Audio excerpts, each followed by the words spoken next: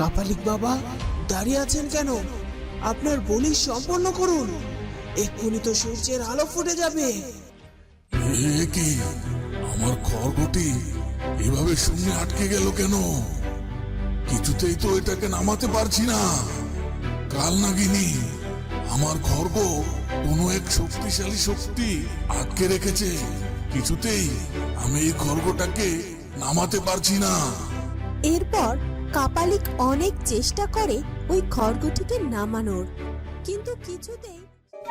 সূর্য, আজ আমি বিধাতার ইচ্ছায় অনেক শক্তির অধিকারী, আর এজন্য আমার অনেক খুশি হওয়ার কথা।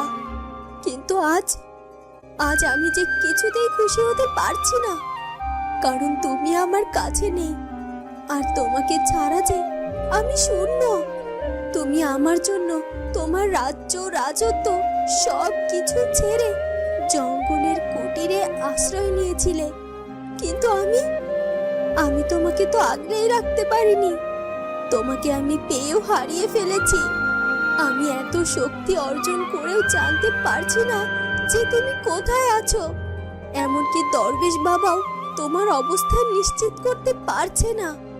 সূর্য, সূর্য, তুমি কোথায়? সূর্য, তোমাকে ছাড়া যে আমি আর এক মুহূর্তও থাকতে পারছি না। ওদিকে জাফর বাড়িতে ফিরে আসে।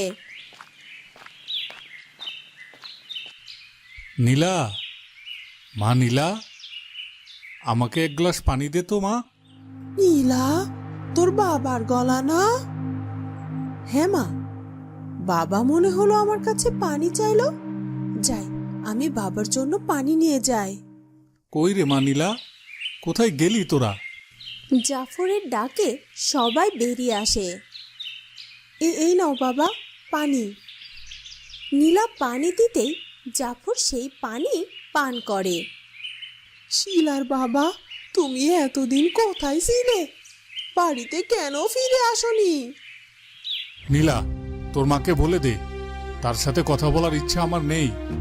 আর তাছাড়া এখন আমি অনেক ক্লান্ত, আমি একটু বিশ্রাম নিব। বাবা, তোমাকে দেখে মনে হচ্ছে গত রাতে তুমি ঘুমাওনি। চলো বাবা, চলো, এক্ষুনি ঘুমিয়ে নেবে, তাহলে তোমার শরীর ভালো লাগবে। হ্যাঁ রে মা, ঠিকই বলেছিস। এ কথা বলে জাফর ঘরের ভেতরে চলে যায়।